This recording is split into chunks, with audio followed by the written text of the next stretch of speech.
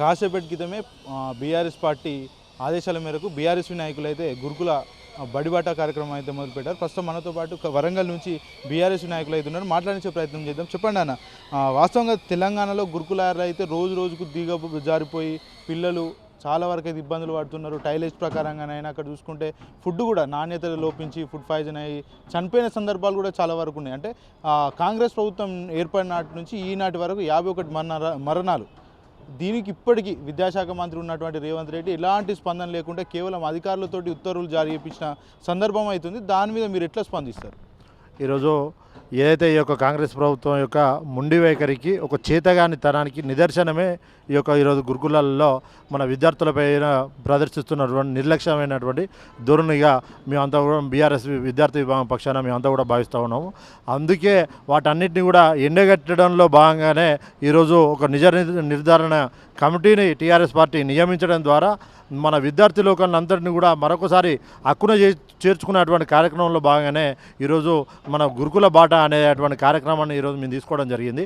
ఇప్పటికైనా కూడా కాంగ్రెస్ ప్రభుత్వం ఒకవేళ వాళ్ళకి కనుక చిత్తశుద్ధి ఉన్నట్టయితే విద్యార్థి లోకం పైన మన పేద మధ్యతరగతి మన విద్యార్థులు చదువుకునేటువంటి గురుకులాల్లో వారి యొక్క సంక్షేమం పైన మీకు ఏమాత్రం శ్రద్ధ ఉన్నా కూడా ఇప్పటికైనా కూడా మీకు మన మంత్రులు అదేవిధంగా ఉన్నతాధికారులతో కూడుకున్నటువంటి ఒక కమిటీని నియమించి ఏదైతే మన గురుకులాల్లో జరుగుతున్నటువంటి నాణ్యత లోపభూయిష్టమైనటువంటి మన ఆహార మన కావచ్చు, అదేవిధంగా వారికి కల్పించాల్సినటువంటి సౌకర్యాల గురించి వాటన్నిటిపైన కూడా సమీక్ష జరిపి మన నివేదికను తీసుకొని ఎక్కడెక్కడైతే విద్యార్థులు ఆత్మహత్యలకు పాల్పడ్డారో, ఎక్కడెక్కడైతే విద్యార్థులు చనిపోయినారో వాళ్ళందరిపై ఆయా అధికారుల పైన చర్యలు తీసుకోవడం ద్వారా వాళ్ళపై క్రిమినల్ కేసులు కూడా నమోదు చేయాలని చెప్పేసి ఈరోజు బీఆర్ఎస్ విద్యార్థి విభాగం పక్షాన మేమంతా కూడా డిమాండ్ చేయడం జరుగుతూ ఉన్నది. ప్రభుత్వం మీద బురద జల్లడానికి ఇట్లాంటి పిచ్చి కార్యక్రమాలను అయితే బీఆర్ఎస్ పార్టీ ప్రోత్సహిస్తుందని చెప్తూనే ఆర్ఎస్ ప్రవీణ్ కుమార్ సంబంధించి ఆయన ఎవరైతే అనుచరులు ఉన్నారో అధికారులు వాళ్ళతోటి ఈ ఫుడ్ పాయిజన్ చేపిస్తున్నారని కొండ సురేఖ వ్యాఖ్యానించారు. దాన్ని మీరేం చెప్తారు? ఈరోజు వాళ్ళ యొక్క చేతగాని తరానికి వారి యొక్క అసమర్థతకు అది నిదర్శనము. మేము చేతగానంలో అని చెప్పేసి వాళ్ళు చెప్పకనే చెప్పుకుంటారని చెప్పేసి ఈరోజు మేము తెలియజేస్తూ ఉన్నాము.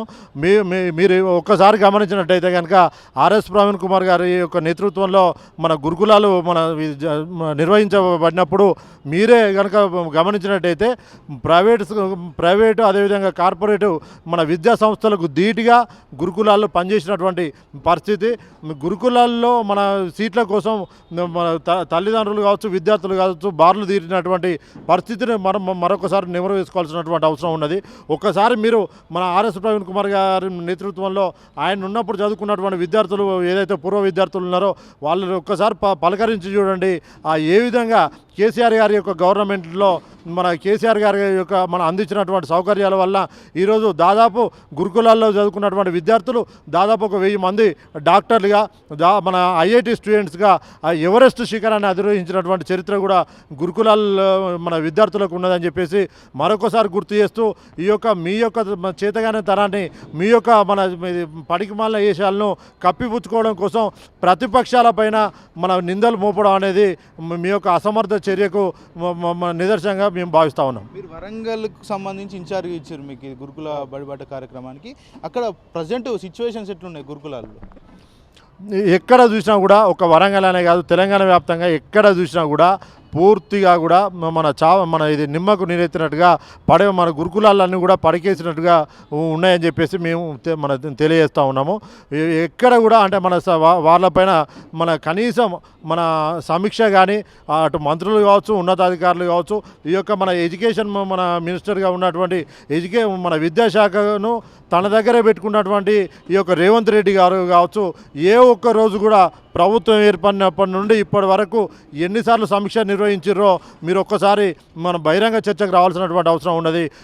మేము మళ్ళీ కూడా చెప్తా ఉన్నాము, మీకు కనుక చిత్తశుద్ధి ఉన్నట్టయితే కనుక రేవంత్ రెడ్డి ఇప్పటికైనా కూడా విద్యాశాఖకు మంత్రిగా ఎవరినైనా మన విద్యావంతుని నియమించు. నువ్వు ఎట్లాగో చదువు రావని చెవిటవు, నువ్వు నీ వల్ల కాదు, ఈ యొక్క మన పరిపాలన అనేది నీ వల్ల కాదు కనుక ఒక విద్యాశాఖను ఒక ఉన్నతమైనటువంటి విద్యావంతుని విద్యాశాఖను అప్పగించి ఆ యొక్క మన విద్యాశాఖలో సమీక్షల ద్వారా మన విద్యాశాఖను మొత్తం కూడా మీరంతా కూడా మరొకసారి సమీక్షించి మా యొక్క బాధ్యులపైన చర్యలు తీసుకోవాలని చెప్పేసి మేము డిమాండ్ చేస్తూ ఉన్నాం. బడిబాట కార్యక్రమంలో ప్రధానంగా మీరు ఏదైతే ఏం చేయాలనుకుంటున్నారు అంటే వెరిఫికే అంటే అక్కడికి వెళ్తారు కదా, వెళ్ళిన సందర్భాల్లో ఎలాంటివి తీసుకోగలుగుతారు ఫస్ట్? మేము ముఖ్యంగా కూడా ఏదైతే మన స్థానికంగా ఉన్నటువంటి విద్యార్థులకు ఉన్నటువంటి సమస్యలపైన మన విద్యార్థులు ఎదుర్కొన్నటువంటి సమస్యలన్నిటిని కూడా మన బహిర్గతం చేయడం ద్వారా ప్రజలలోకి ఆ యొక్క సమస్యలను అదేవిధంగా ఇటు ప్రభుత్వానికి మన నిలదీయడంలో భాగంగానే ఈరోజు బడిబాట కార్యక్రమాన్ని తీసుకోవడం జరిగింది. ఆయా గురుకులాల్లో ఉన్నటువంటి సమస్యలన్నిటి కూడా మా యొక్క పార్టీకి సమర్పించడం ద్వారా రాబోయేటువంటి అసెంబ్లీలో కావచ్చు, అదేవిధంగా మన ప్రతిపక్షంగా ఉన్నటువంటి మా యొక్క బీఆర్ఎస్ పార్టీ మా యొక్క ప్రభుత్వాన్ని నిలదీయడం ద్వారా విద్యార్థుల సమస్యల పరిష్కారం కోసం ఈ యొక్క బడిబాట కార్యక్రమాన్ని తీసుకోవడం జరిగింది.